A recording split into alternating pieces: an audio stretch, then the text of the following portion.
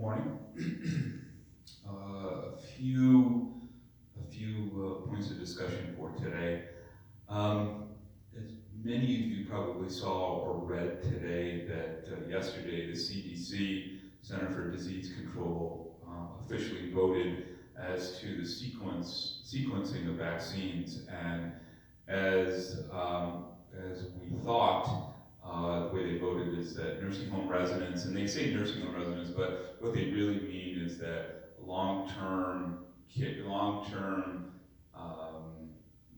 care, nursing homes, assisted living, and even independent living residents that are in a congregate setting like this would be first in line to get the vaccine, and also primary caregivers, or not primary caregivers, healthcare workers. So that doesn't specifically mean private duty aides, although we're inquiring about that, but certainly the folks that work for Canterbury Woods. So that is good news. So again, the CDC voted last night officially to make sure that people in long-term care setting, congregate settings, nursing homes, assisted living, and we believe strongly independent living, especially under the umbrella of an organization like Canterbury Woods, would all be in line to get the vaccine first, and that would also include our caregivers here. So what does that mean? And it looks like we're in a pretty tight window now of being able to get the vaccine. I can tell you that late last week, we also received vaccine consent forms. So anybody that gets the vaccine has to fill out this form. Right now, all of our nursing home residents and assisted living residents, we're working with them and their family members to get these forms filled out, and that'll happen over the next several days into next week. We are distributing those to all staff members. That'll happen. And all independent living residents, within the next few days, actually by Friday, you'll hear from me about how we're going to distribute those forms. So whether we have you do them, we put them in your mailbox, which sometimes isn't ideal, or we hand them out in small groups, and have you fill them out in person. We're going to think about that over the next couple of days, because we certainly want everybody to have the opportunity to fill those out. So we have the vaccine consent forms. They were sent to us by our partner pharmacy, which is Walgreens. So the way this vaccine is going to work is that once it's officially approved, which could happen as early as next week, it will be sent to partner pharmacies for every long-term care organization, such as Canterbury Woods, has already elected a pharmacy to partner with to get the vaccine distributed through. So we elected Walgreens. Walgreens will be the pharmacy that actually receives the vaccine from the federal government, stores it, and distributes it to their local partners, Canterbury Woods being one of them. We will in turn be the ones that actually give the vaccine, we believe. Still some questions there, but we believe vaccine will be given to us. We'll be the ones to actually give the vaccine. That may or may not change. But again, so we are preparing to receive the vaccine. All independent residents, you'll hear from me by Friday, maybe sooner via a memo, and on Touchtown TV, which some of you are watching right now, on how we're going to get you these consent forms, how we're going to make sure that everybody has the opportunity to fill those out. There's going to be questions on this, of course, because this is obviously breaking news, but so don't hesitate to email me, rwallace@echa.org. Again, CDC has voted that long-term and aging services organizations will get the vaccine first, and they will, that includes Canterbury Woods. It'll go to our residents and our direct care staff members. And, that's our hope. So we will, I can't guarantee how many doses we're gonna get, folks. So please keep that in mind. We're gonna do our best we ordered enough to cover all of our residents and staff for the 2 shots that are necessary. Are we gonna get everything? We don't know. So let's hope that happens. And we're going to be working with residents and family members at all levels of care to make sure that these vaccine consent forms are done and filed and ready when we get the vaccine. Questions have come in to me over the last week or so, really concerning the residents who tested positive and staff who tested positive throughout our continuum of care, whether it be independent or assisted or skilled. And obviously the first question is, why don't you tell us who tested positive? And the simple answer there is I can't do that, under HIPAA regulations, whether they tested positive for COVID or the flu or had some other medical issue, it's against the law for me to disclose that. And I'm sure you recognize that. The other questions are, how are these residents testing? How are they getting it? What are their access points? And, is it personal care aides? Is it other? Well, it's everything. So what we know to be true is, and this is amongst the independent residents that have since tested positive, and, it could be anyone, is that, have personal care aides tested positive? Yes, they have. And, that's part of the mandate that we have, that all personal care aides and family caregivers have to be tested once a week and prove that they're negative. But, it's the chicken or the egg thing, right? So did the aides give it to the resident or the resident give it to the aide? We don't know. We're not going to speculate. The other thing is that residents are out and about as well. I've told you this, and we all are. So our residents, it was just Thanksgiving. I know for a fact that some of our residents left and participated in family gatherings. That was their choice, and they did that. And some residents have been participating in family gatherings all along. So I know for a fact that more than one of the residents who tested positive on the independent side, it's a result of probably being out and about. So there you go. And so we're not going to speculate how.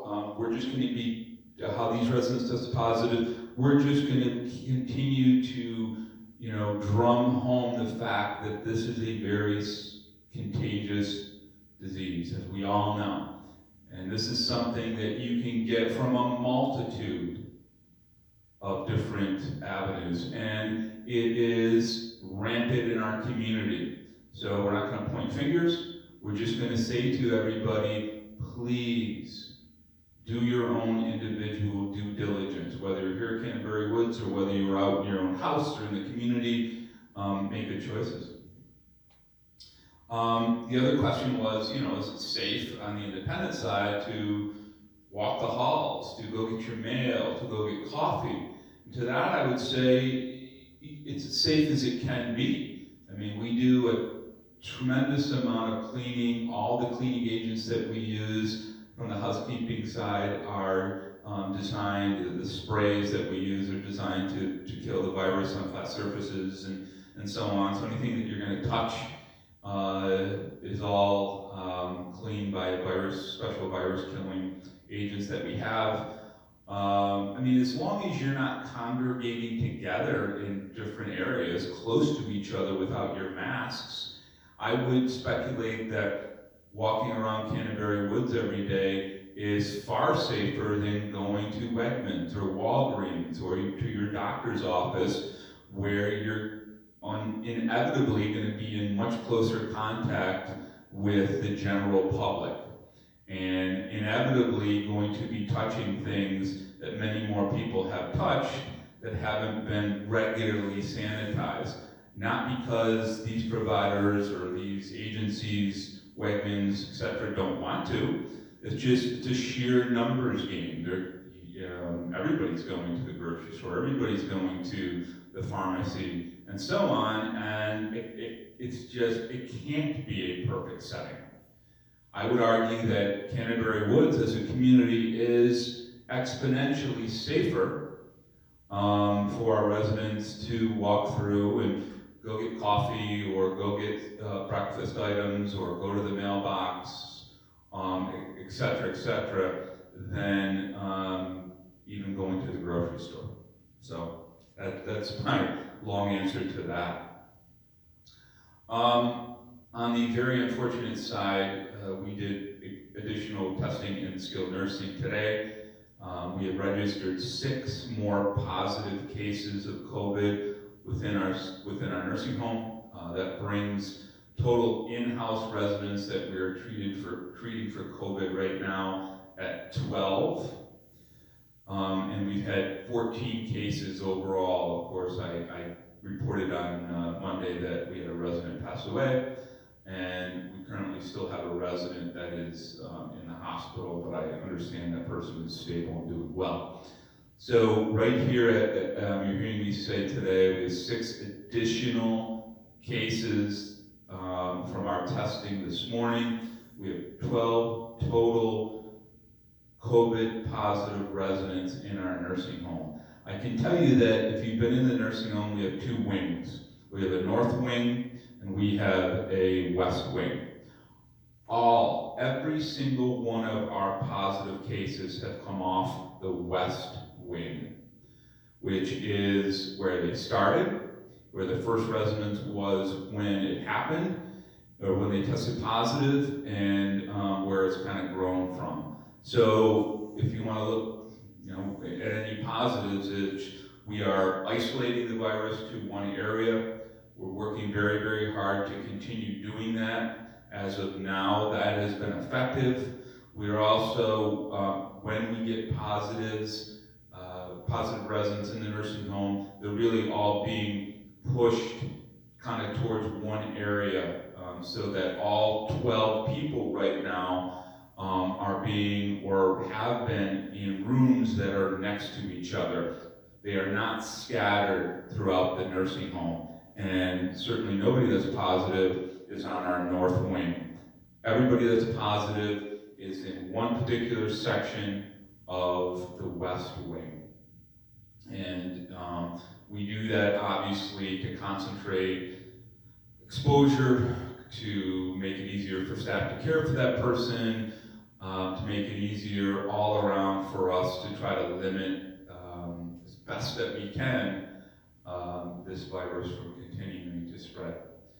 We test our residents now every 3 to 4 days. We use antigen testing, and we do a follow-up PCR, and we're going to continue to do that as we go.